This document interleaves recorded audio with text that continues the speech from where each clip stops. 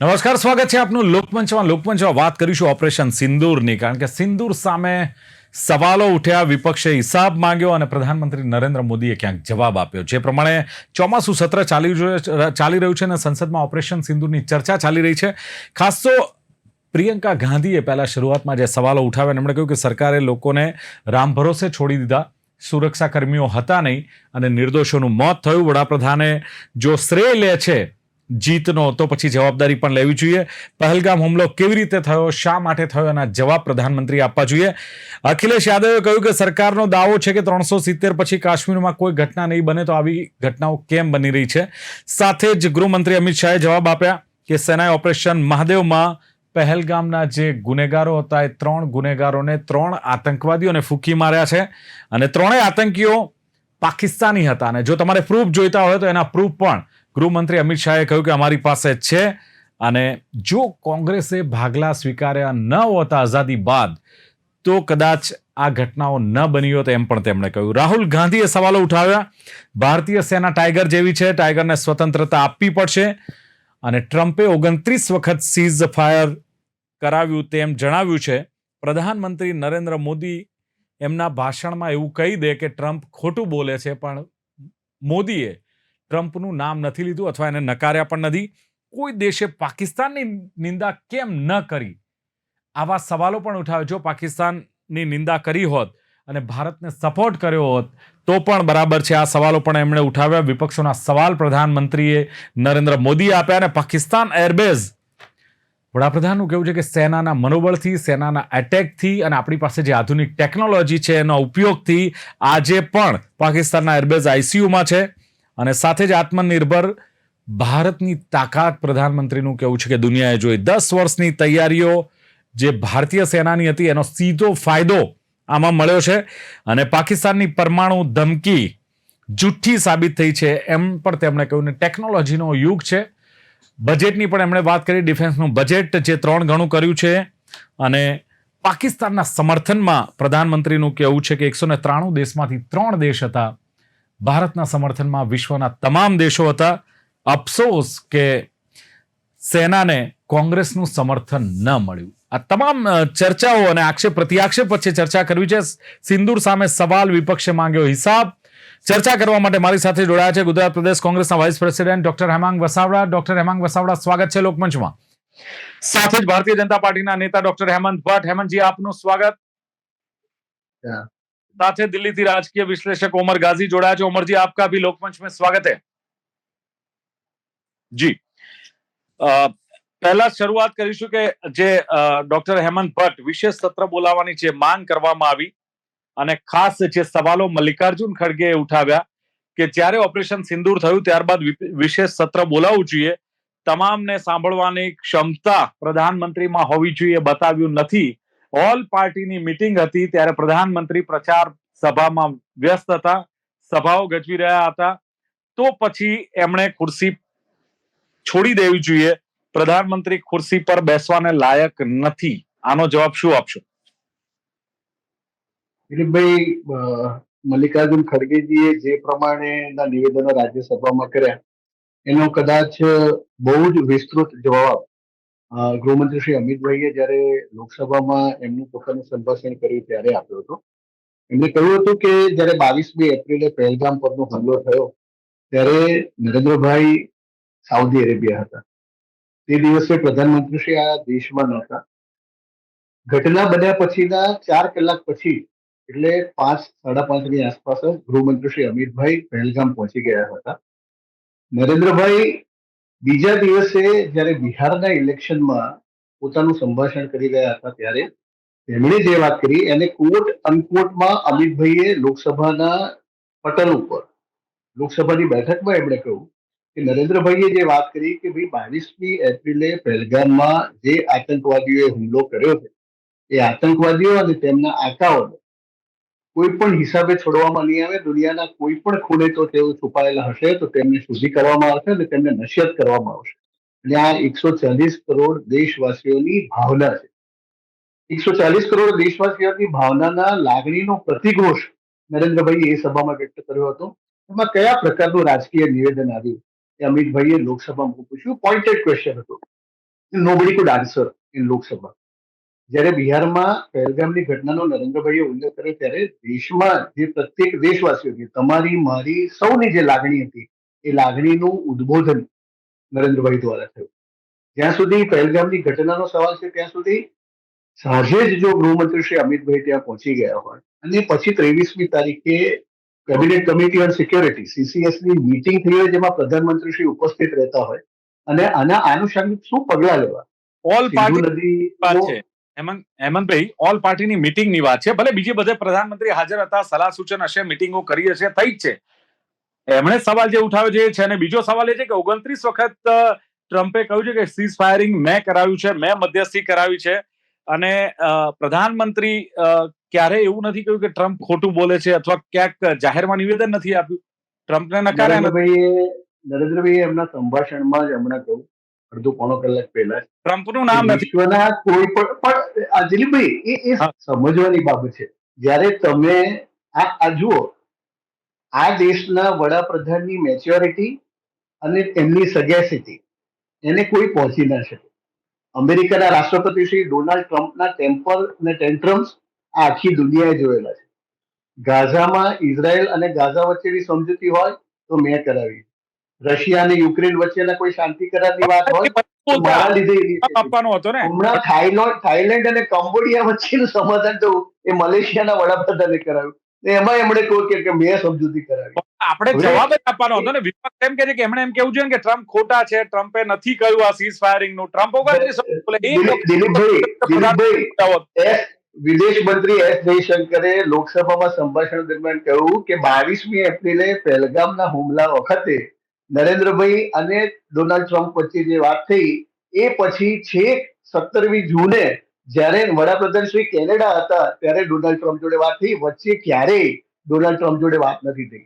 આ દેશના વિદેશ મંત્રી જ્યારે લોકસભાના મંચ ઉપરથી આ બાબત કહેતા હોય, જ્યારે આ દેશના પ્રધાનમંત્રી એવું કહેતા હોય કે વિશ્વના કોઈ નેતાએ ઓપરેશન સિંદૂરને રોકવા માટે દબાણ નથી કર્યું, તો મને એમ થાય કે આવો દુર્ભાગ્ય કે નરેન્દ્રભાઈએ ડોનાલ્ડ ટ્રમ્પનું નામ દેવું જોઈએ. જો નરેન્દ્રભાઈ ડોનાલ્ડ ટ્રમ્પનું નામ દે તો જ આપણે માનીશું. હા, ડોનાલ્ડ ટ્રમ્પ જોડે વાત નથી કરી. આપણામાં તાકાત હોવી જોઈએ કે ટ્રમ્પે નથી કહ્યું. ડોનાલ્ડ ટ્રમ્પ તાકાતનો પ્રશ્ન કરો છો. તાકાતનો જવાબ તો આનાથી 2 મહિના પહેલા આપણા દેશે આપી દીધો છે કે કોઈ પણ પ્રકારની ટ્રેડની વાત અમેરિકા જોડે આ સીઝ ફાયર અંગે થઈ નથી એવું સ્પષ્ટપણે કહ્યું ને લોકસભામાં ચર્ચા દરમિયાન પણ કહ્યું. હંમેશા મુત્સદ્દીગીરી પણ એક વિદેશ નીતિનો ભાગ હોય છે. વિપક્ષમાં રહીને કે આપણે તો જયારે ન્યુટ્રલમાં હોઈએ, આપણે બહાર બેઠા હોઈએ ત્યારે આ કેવું બહુ સહેલું છે કે ડોનાલ્ડ ટ્રમ્પ જુઠ્ઠું બોલે છે એવું કહી દો. આ દેશના પ્રધાનમંત્રીની મુત્સદ્દીગીરી અને એને મેચ્યોરિટીને પણ આપણે સમજવી જોઈએ. ન કહી શકીએ. દિલીપભાઈ તમને એ સમજાવવું પડે કે પ્રધાનમંત્રી શ્રી પોતાના જે ગરિમામય હોદ્દા ઉપર છે ત્યાંથી એવું કહી દે કે ડોનાલ્ડ ટ્રમ્પ જુઠ્ઠું બોલે છે. આપણે કે આ પોળમાં કે ફ્લેટના નાકે ઉભા રહીને વાત નથી કરતા. નહીં, પણ ટ્રમ્પ તો વાત છે એમાં એ ચોખ્ખું એવું કહેતા હોય કે કોઈ પણ વિશ્વના કોઈ પણ દેશના વડાએ સીઝ ફાયર કરવામાં એમનું દબાણ કામ નથી કર્યું. તે સમજવાનો પ્રશ્ન છે. ચલો એમાં ક્યાં કોઈ એવો હઠાગ્રહ કે દુરાગ્રહ શા માટે? શું ઇન્દિરાજી એવું 1971 માં કહ્યું હતું કે પાગલ છે? સાહેબ એક મિનિટ. બીજો સવાલ વિપક્ષે ઉઠાવ્યો. પાકિસ્તાને IMF મદદ કરી, ઇન્ડિયન મોનિટરી ફંડે પાકિસ્તાનને વર્લ્ડ બેંકે મદદ કરવાની તૈયારી બતાવી, ત્યારે વિરોધ કેમ ન કર્યો અથવા ત્યારે કેમ ચૂપ રહ્યા? વિપક્ષ સવાલ કરી રહ્યો છે, એનો જવાબ મળવો જોઈએ. એનો પણ દિલીપભાઈ નિશિકાંત દુબેજીએ લોકસભામાં એમનું જે પ્રવચન આપ્યું એમાં કહ્યું કે અત્યાર સુધીમાં IMF પાસે અને વર્લ્ડ બેંક પાસે પાકિસ્તાન 22થી વધારે વખત નાણાં લઈ ચૂક્યું છે. એમાંથી કેટલીય વખત કોંગ્રેસના શાસન દરમિયાન પાકિસ્તાનને નાણાં મળ્યા છે. તમને ખબર હતી એમણે એવું કહ્યું 26/11 ની મુંબઈની ઘટના પછી IMF સાંભળો દિલીપભાઈ, મને અડધી મિનિટમાં પૂરું કરો. ઇન્ટરનેશનલ મોનિટરી ફંડે IMF 26/11 ની 2008 ની ઘટના પછી $15 બિલિયન ની પાકિસ્તાનને સહાય કરી હતી. એ વખતે યુપીએ શાસનમાં કેમ વિરોધ નતો કર્યો? આજે આપણે પહેલી વખત નરેન્દ્રભાઈના શાસનમાં IMF અને વર્લ્ડ બેંક પાકિસ્તાનને નાણાં ના આપે એવો પહેલો સત્તાવાર વિરોધ નરેન્દ્રભાઈના શાસનમાં કર્યો છે. પ્રધાનમંત્રીએ તો સિંધુ જળ વિવાદનું કહ્યું કે પાકિસ્તાનને મદદ કરવા માટે કરી હતી, ત્યાંના ખેડૂતોને ફાયદો થયો. આપણા ખેડૂતો બિલકુલ સાચી વાત છે. કાશ્મીરમાં તમે કોઈને પણ પૂછો કાશ્મીરના રહેવાસીને તે એવું જ કહે છે કે આ સિંધુ જળ સમજૂતી છે, તો સાહેબ એમાં માની 80% સિંધુ પાકિસ્તાનને નદીનું મદદ પાણી પાકિસ્તાનને આપી દેવું જોઈએ, એવું પંડિત નહેરુએ જે આખી સંધિ કરાર કર્યો હતો, એ ખરેખર કાશ્મીર માટે અને ઉત્તર ભારતને માટે અન્યાયી સમજૂતી હતી. ભટ્ટ સાહેબ એકવાર માની લઈએ કે એમણે તો પાકિસ્તાનને જ મદદ કરી, નહેરુ શાસનથી માંડી લઈએ, કોંગ્રેસે કરી હતી, પણ આપણે નથી કર્યો તો આપણે તો વિરોધ કરવો તો, આપણે તો પાકિસ્તાનને જવાબ આપવા માટે આપણે તો સિંધુ સમજૂતીને જ રોકી દીધી છે. આનાથી વધારે શું તમે એક્સપેક્ટ કરો છો આ સરકાર? મારો સવાલ IMF અને વર્લ્ડ બેંક અંગેનો છે, એમણે મદદની તૈયારી IMF અને વર્લ્ડ બેંકમાં પણ પહેલી વખત ભારત સરકારે સત્તાવાર વિરોધ નોંધાવીને આ સહાયને બંધ કરવાની વાત કરી. દિલીપભાઈ, હું તમને કહું છું કે આનાથી પહેલા 22 વખત IMF ને વર્લ્ડ બેંક પાસેથી પાકિસ્તાન નાણાં લઈ ચૂક્યું છે. કોંગ્રેસની સરકારથી એક પણ વખત વિરોધ નથી નોંધાયો. અને અત્યારે તો $7 મિલિયન ની સહાય છે, એ વખતે $15 મિલિયન ની સહાય 26માં 11 પછી કરી હતી. એ વખતે કોંગ્રેસ ક્યાં ગઈ હતી? યુપીએ શાસન ક્યાં ગયું હતું? ચલો ઓકે, ભારતીય જનતા પાર્ટીના પ્રાઇમ મિનિસ્ટર એટલે કે દેશના પ્રાઇમ મિનિસ્ટર કે ગૃહમંત્રી કે કોઈ મંત્રી કે નેતાએ જો કદાચ આનો વિરોધ કર્યો હોય તો પણ તમે કહી શકો છો કે એક વ્યક્તિ આવું કહ્યું હતું કે પાકિસ્તાનને આ ફંડ ન મળવું જોઈએ, ભારત વિરોધ નોંધાવે છે, પણ કદાચ નથી એવું મારા સરકારે સત્તાવાર વિરોધ નોંધાયો છે. ઓકે, ચલો હેમાંગભાઈ વસાવડા સાહેબ, તમારું શું કેવું છે? ખાસ તો જે વડાપ્રધાને તમને ઓપરેશન સિંધુનો જવાબ બહુ જ ભલી ભાંતિ આપ્યો છે, બહુ મજબૂત જવાબ આપ્યો છે, કારણ કે 2 કલાકનું લગભગ એમનું જે ભાષણ હતું, કોંગ્રેસની નિવેદનબાજીથી સેનાનું મનોબળ તૂટ્યું છે અને પીએમએ કહ્યું કે નિર્દોષોના મોત મામલે પણ ક્યાંક કોંગ્રેસ રાજનીતિ કરી રહી હતી. તમે એમ કહો છો કે કોઈએ રાહુલજી બોલે ને કે ભારતને કોઈએ સપોર્ટ નથી કર્યો, પ્રધાનમંત્રી કે 193 દેશમાંથી 3 દેશે પાકિસ્તાનને સપોર્ટ કર્યો અને બાકીના દેશોએ ભારતને સપોર્ટ કર્યો છે, સમર્થન આપ્યું છે. ફક્ત અફસોસ કોંગ્રેસને સેનાનું સમર્થન નથી મળ્યું. ખોટું બોલવું, જોરથી બોલવું, વારંવાર બોલવું, આ તમામ વસ્તુઓ ભારતીય જનતા પાર્ટીની ફિતરતમાં છે.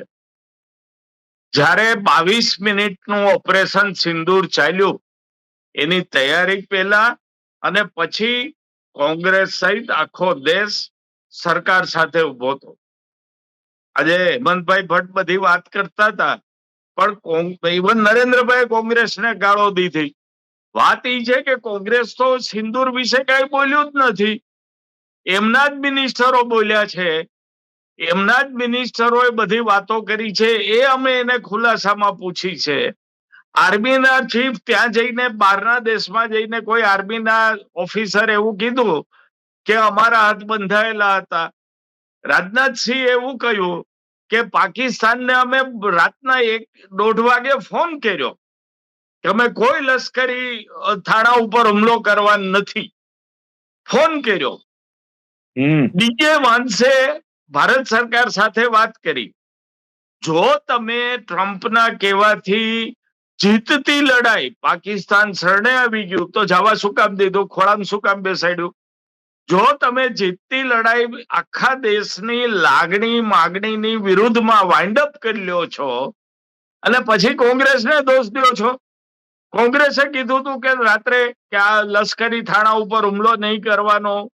કોંગ્રેસ ક્યારેય બોલ્યું છે લશ્કરી થાણા ઉપર હુમલો નથી કર્યો? રાજનાથસિંહ બોલ્યા છે. એમના જ ફોરેન મિનિસ્ટરે કીધું કે અમે પાકિસ્તાનને રાત્રે જાણ કરી કે અમે હુમલો નહીં કરીએ, આમ નહીં કરીએ. બધી વાત એ લોકોની જ છે.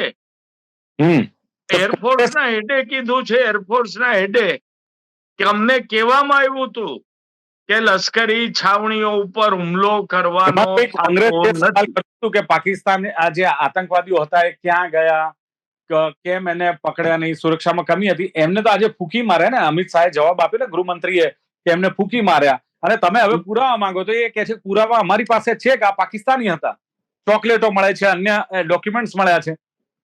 સાંભળો, એ પણ ભલે ગંભીર રાજનીતિ ને મુત્સદ્દીગીરીની વાતો કરે, તમારે દુનિયાની બજારમાં ઇન્ટરનેશનલ પ્લેટફોર્મ ઉપર જે બેસરાનમાં હુમલો થયો, એની પહેલા ઉરીમાં થયો, આપણા જવાનો સહિત ત્યાં 40 જવાનો, આ તમામ બાબતોમાં પાકિસ્તાનના હાથના પુરાવા દુનિયાને બતાવવા જોતા હતા. જેમ બોમ્બેની તાજ હોટેલ ઉપર હુમલો થયો ત્યારે આખો વ્યવસ્થિત પુરાવાનો ડોકેટ બનાવી પાકિસ્તાનને આપવામાં આવ્યું અને આંતરરાષ્ટ્રીય મંચ ઉપર એ સાझा કરવામાં આવ્યું.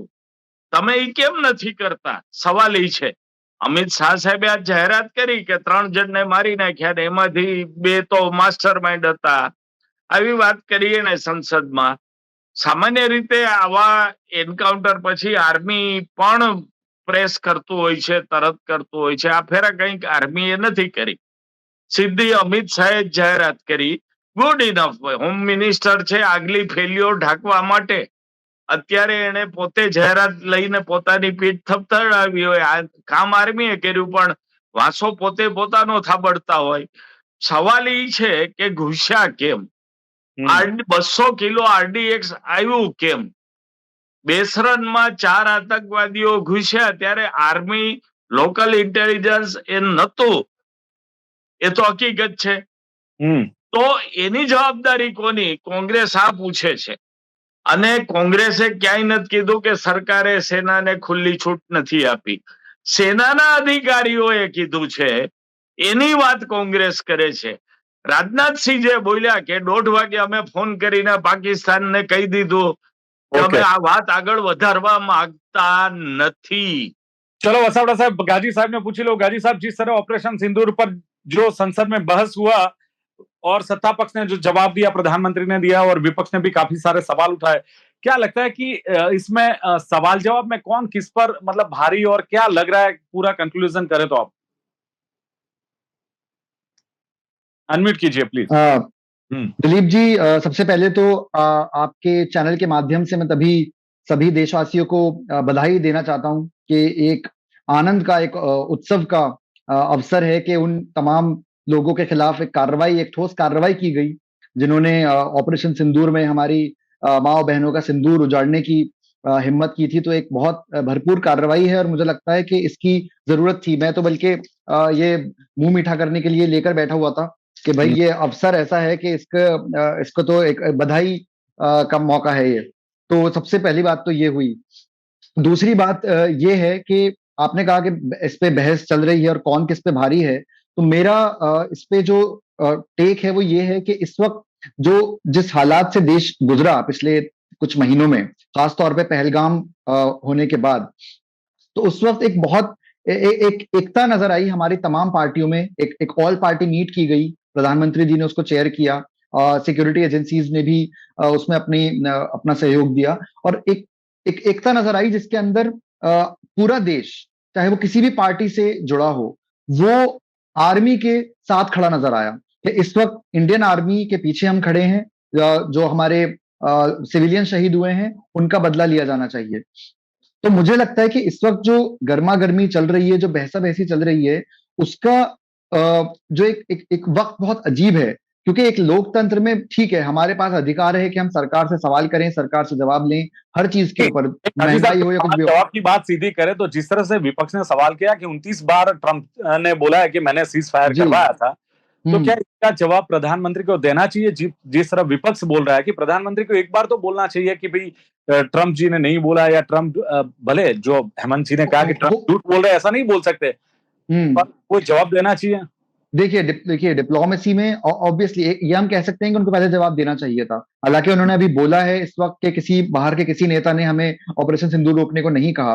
ठीक है, पहले जवाब देना चाहिए था. लेकिन एक डिप्लोमेटिक चैनल जो होते हैं उसके अंदर हमेशा इस तरीके से बात शायद नहीं की जाती कि आप डायरेक्टली उस चीज को नकारें, क्योंकि उसका रिस्पॉन्स देने की भी मेरे ख्याल से जरूरत नहीं है. क्योंकि वो अपनी तरफ से उन्होंने पहले ही अपने ट्विटर पर ऐलान कर दिया कि हमने जो है इंडिया पाकिस्तान में सीज फायर करा दिया है. बोल सकते हैं कि मैंने सीज फायर का बोला, मैंने कहा कि ये बंद कर दो या तो तुम्हारे साथ धंधा व्यापार बंद हो जाएगा, वो बोल सकते हैं, अपने जवाब भी नहीं दे सकते. गाजी साहब, नहीं जवाब देना चाहिए, बिल्कुल जवाब देना चाहिए. क्योंकि दूसरी बात मेरा गाजी साहब ये कहना है कि जिस बात की वजह से यहाँ पे बहस हो रही है अपने डिबेट में, IMF ने जो मतलब हेल्प किया पाकिस्तान को, वर्ल्ड बैंक जो मतलब तैयारी बताई उनको हेल्प करने की, उस वक्त क्या भारत को बोलना चाहिए, विरोध करना चाहिए, या चुप रहना चाहिए? नहीं, बिल्कुल बोलना चाहिए. क्योंकि IMF जो है, ये सारी एजेंसी जो है भारत को हमेशा इस एक कटघरे में लाके खड़ा करती हैं कि यहाँ पे माइनॉरिटीज के साथ ये हो रहा है, वो हो रहा है, और कश्मीर में क्या हो रहा है. ये इंटरनेशनल एजेंसीज जो हैं एट द अदर एंड वो पाकिस्तान को फंड कर रही हैं। और आईएमएफ क्या है? आईएमएफ कुछ नहीं है, वो यूनाइटेड स्टेट्स की ही एक तरह से प्रॉक्सी है। तो यूनाइटेड स्टेट्स एक तरफ जो है वो बोलता है कि हमने दोनों को अलग कर दिया। अगर आप ये कह रहे हैं डोनाल्ड ट्रंप के हमने दोनों को अलग कर दिया, तो आईएमएफ के थ्रू उनका लोन कैसे पास हुआ? तो इस पे भरपूर हमें जवाब देना चाहिए, जिस भी प्लेटफॉर्म पर हो सके, कि आईएमएफ को, उसके बाद फिर अमेरिका को और ये ईयू को और यूनाइटेड नेशंस को, इनको कोई हक नहीं है कि फिर वो भारत को समझाएं और सिखाएं कि किस तरीके से हमें अपने टेररिज्म एक्टिविटीज का हमें बदला लेना चाहिए, फिर वो हमें ना सिखाएं। तो मुझे लगता है एक भरपूर उस पर एक सवाल खड़ा करना चाहिए कि आईएमएफ कैसे उनका लोन, क्योंकि वो जो पेमेंट है, वो मैंने पहले भी जिक्र किया था कि आईएमएफ ने जो लोन पास किया था, वो किया था सस्टेनेबल डेवलपमेंट और पेड़ पौधे लगाने और पॉल्यूशन और डिफॉरेस्टेशन के लिए। लेकिन आप और मैं और सब लोग जानते हैं कि वो पैसा जो है कितना डिफॉरेस्टेशन में जाएगा और कितना वो जी। सस्टेनेबल डेवलपमेंट में जाएगा। वो चलो, सिवाय ઓકે जी હાજી સાહેબ, ભટ્ટ સાહેબ શોર્ટમાં થોડો જવાબ લઈ લઈએ કે જે પ્રમાણે સીઝ ફાયરને લઈને જે સવાલો ઉઠ્યા છે, એક સવાલ વિપક્ષે એક પણ ઉઠાવ્યો છે કે કોના કહેવાથી આ સીઝ ફાયર કર્યું અને પાકિસ્તાન બેકફૂટ પર હતું તો સીઝ ફાયર કરવાની જરૂર ક્યાં હતી? આ સવાલ પણ સંસદમાં ઉઠ્યો છે. શોર્ટમાં પ્લીઝ. એનો બહુ જ કોમ્પ્રિહેન્સિવ જવાબ ડિફેન્સ મિનિસ્ટર રાજનાથસિંહ અને એસ જયશંકરે આપ્યો કે આપણા ટાર્ગેટ શું હતા. એક, આતંકવાદીઓના આકાઓના જે થાણા છે, બાહવલપુરનું હોય, મુરીદકેનું હોય, લશ્કરી તૈયબા અને જૈશ એ મોહમ્મદના થાણાઓ, એ આકાઓનો નાશ કરવો, જેમાં 100 થી વધારે આતંકવાદીઓ મારે છે, જેમાં મસૂદ અઝહરના બનેવીથી માંડીને હાફિઝ મોહમ્મદ મંઝિલથી માંડીને બધાના 10 ના નામ અમિતભાઈએ ગણાવ્યા. અને એવા આતંકવાદીઓ કે જે યુપીએના શાસનમાં જે મોટી મોટી ઘટનાઓ બનેલી, મુંબઈની 26/11ની, જેના આકા ત્યાં ઇવન ટ્રેનની જે મુંબઈમાં સિરિયલ બોમ્બ બ્લાસ્ટ થયા હતા, એના એવા 8 મેઇન આતંકવાદીઓ, એ આતંકવાદી થાણાઓ પર હુમલો કરવામાં આપણે એમનો નાશ કર્યો. That was our target. એ આપણે અચીવ કર્યું હતું. બીજા દિવસે પાકિસ્તાને જયારે એટેક કર્યો, ત્યારે એ એટેકમાં આપણી એર ડિફેન્સ સિસ્ટમે બહુ સક્સેસફુલી એને નેગેટ કર્યો. અને સાથે સાથે પછી પાકિસ્તાનના 9 એર બેઝ ઉપર જે પ્રમાણે એટેક થયો, પછી પાકિસ્તાનના ડીજીએમ નો સામેથી ફોન આવે છે, યુ વોન્ટ ટુ ટોક, બહુ સિમ્પલ છે કે don't want to extend this war. હેમંતભાઈ, મારો હા. સવાલ છે જ નહીં જે તમે જવાબ આપી રહ્યા. મારો સવાલ એટલો છે, વિપક્ષે પૂછ્યું કે સીઝ ફાયર કોના કહેવાથી થયું અને પાકિસ્તાન બેકફૂટ પર હતું. પાકિસ્તાનના ડીજીઓના કહેવાથી થયું. આ હા. સંરક્ષણ મંત્રીનો જવાબ છે, વિદેશ મંત્રીનો જવાબ છે, અને ભારત સરકારનો જવાબ. બસ ગુડ ગુડ. હેમાંગભાઈ, આપે સાંભળ્યું કે આ સવાલનો જવાબ કોના કહેવાથી સીઝ ફાયર થયું? ટ્રમ્પે કહ્યું છતાં કેમ જવાબ ના આપ્યો? વિપક્ષના આ સવાલ, પાકિસ્તાન બેકફૂટ હતું તો સીઝ ફાયર કેમ? બધા જ જવાબ મળી ગયા લગભગ આજે તમને સંસદમાં. સંસદમાં મળેલા એક પણ જવાબમાં કોઈ તથ્ય દેખાતું નથી. હું બહુ ખાતરીપૂર્વક કહું છું. મારે હેમંતભાઈને પૂછવું છે કે અઝહર મહેમૂદને તમે એવા નામ લીધા, એને વાજતે ગાતે એરોપ્લેનમાં બેસાડીને કોણ અફઘાનિસ્તાન મૂકી આવ્યું હતું કાબુલ? તમે જો ઇતિહાસ યાદ કરો તો અમે કરીએ ને, ત્યારે કોની સરકાર હતી? એટલે વાત એ છે, સંસદમાં વડાપ્રધાને આપેલા એકે જવાબમાં તથ્ય નથી, કારણ કે ખૂબ કોન્ટ્રાડિક્ટરી જવાબો છે, ખૂબ કોન્ટ્રાડિક્ટરી. અને સૌથી મને વ્યક્તિગત રીતે નારાજગી થઈ કે તમે ટ્રમ્પનું નામ લેતા ડરો છો, કોઈના કહેવાથી નથી થયું એવું કયો છો. અને હમણાં જ પાછા ટ્રમ્પ ત્યારે જ જ્યારે સંસદ ચાલે છે ત્યારે આ વાત રિપીટ કરે છે. એ કહે છે કે મેં ટ્રેડની વાત, બિઝનેસની વાત, વેપારની વાત કરીને બંધ કર્યું બે જણને. એટલે નામજોગ વિરોધ કરવો જોતો તો, અતિ સ્પષ્ટ કેવું જોતો તો કે ટ્રમ્પ ભલે કે અમે માત્ર, અને મારે હેમંતભાઈને એ પૂછવું છે કે પાકિસ્તાનના ડીજીઓ કે એટલે આપણે સમાધાન? વડાપ્રધાન એમ કે છે કે અમે અમેરિકા પાકિસ્તાનના એરબેઝ ખતમ કરી નાખ્યા, અને રાજનાથસિંહ એમ કે છે કે એક પણ લશ્કરી ટાર્ગેટ અમે કર્યો નથી, એકે લશ્કરી અસ્ક્યામત ઉપર અમે હુમલો કર્યો નથી. એટલે એમના ને એમના બધાના જે સ્ટેટમેન્ટ છે એ ઘણા બધા કોન્ટ્રાડિક્ટરી છે, અને દેશની પ્રજાને સંતોષ આ જવાબોથી થવાનો જ નથી. વાત ઠેઠ તમે આઝાદી લગી લઈ જાઓ કે આઝાદીમાં તમે આમ અમારે કહેવાનું છે વસાવડા સાહેબ, પણ આખરે गाजी साहब शॉर्ट में क्या कहेंगे? सीज फायर का जो मतलब जवाब प्रधानमंत्री ने जो दिया या ट्रंप ने जो दावा किया, उस पर क्या कहेंगे? और क्या विपक्ष की ये बात सही है कि अगर बैकफुट पर था का पाकिस्तान तो सीज फायर की जरूरत क्या थी? દિલીપભાઈ, મને અડધી મિનિટ આપજો પછી. गाजी साहब प्लीज તમારે જવાબ આપો. जी जी नहीं, सीज फायर की एक्चुअली कोई जरूरत नहीं थी, क्योंकि उस वक्त जो है पाकिस्तान बैकफुट पर था, और जो कार्रवाई की जानी चाहिए थी वो हमें करनी चाहिए थी। लेकिन साथ ही साथ एक बात मैं और कहूंगा कि this was not starting of the war. ये भी ध्यान रखने की जरूरत है कि हमारा जो मकसद ये था कि जो टेरर कैंप्स जहां से ये सारे आतंकवादी ट्रेनिंग लेकर निकलते हैं और कश्मीर में घुसते हैं, और उन्हीं कुछ लोगों ने पहलगाम भी किया था, तो उनको पहले खत्म करना मकसद था। पूरा क्या कहते हैं, पूरी तरह से वॉर को आगे लेकर बढ़ाना शायद मकसद नहीं था। तो इसलिए अगर सीज फायर करना है तो वो हमें अपने टर्म्स पे करना था। अच्छा, अमेरिका समर्थन मिला था। प्रधानमंत्री ने जो बताया कि 193 जो वर्ल्ड के मतलब देश है उनमें से 3 का समर्थन पाकिस्तान को मिला, बाकी का भारत को समर्थन मिला। इस पर किस तरह से देखते हैं? नहीं, तो उन्होंने सही कहा, क्योंकि सबने पहलगाम की तो कार्रवाई देखी थी कि पहलगाम में क्या हुआ है। तो जाहिर सी बात है कि जो जितने भी तमाम देश हैं उन्होंने ये जो हमने कार्रवाई की, ये जवाबी कार्रवाई थी। हमेशा ये देखना चाहिए कि शुरुआत किसने की। इस वक्त भी शुरुआत जो थी वो पाकिस्तान ने करी थी। हमने सिर्फ और सिर्फ जवाबी कार्रवाई की। तो जाहिर सी बात है जो भी देश सिविलाइज्ड हैं उन्होंने भारत का साथ दिया इसके अंदर, और इसमें कोई हैरत की बात नहीं है, मुझे लगता है। ચલો બિલકુલ, એટલે સંસદનું જે ચોમાસું સત્ર ચાલી રહ્યું છે, ઓપરેશન સિંદૂર પર જે ચર્ચા કરવામાં આવી ને ચર્ચામાં છે પ્રિયંકા ગાંધી હોય, અખિલેશ યાદવ હોય કે રાહુલ ગાંધી હોય, એમણે જે સવાલો ઉઠાવ્યા એના જવાબ ગૃહમંત્રી અમિત શાહે આપ્યા છે, પ્રધાનમંત્રી નરેન્દ્ર મોદીએ આપ્યા છે, અને એને લઈને ક્યાંક દેશવાસીઓ નક્કી કરશે કે સંસદમાં ચાલતી ચર્ચામાં કોણ કેટલા પાણીમાં છે. અત્યારે સમયની મર્યાદાને કારણે ચર્ચાનું સમાપન કરીએ છીએ. ડોક્ટર હેમાંગ વસાવડા, ડોક્ટર હેમંત ભટ્ટ ને ઉમર ગાઝી ત્રણે જોડાયા. ખૂબ ખૂબ આભાર. Thank you very much. Thank you sir. તો દર્શક મિત્રો, આ હતી ચર્ચા. સિંદૂર સામે સવાલ, વિપક્ષે માંગ્યો હિસાબ એની. ફરી મળીશું એક નવી ચર્ચા સાથે. જોતા રહો ગુજરાત ન્યૂઝ. નમસ્કાર. થેન્ક યુ ગાજી સાહેબ, ભટ્ટ સાહેબ, થેન્ક યુ વસાવા સાહેબ.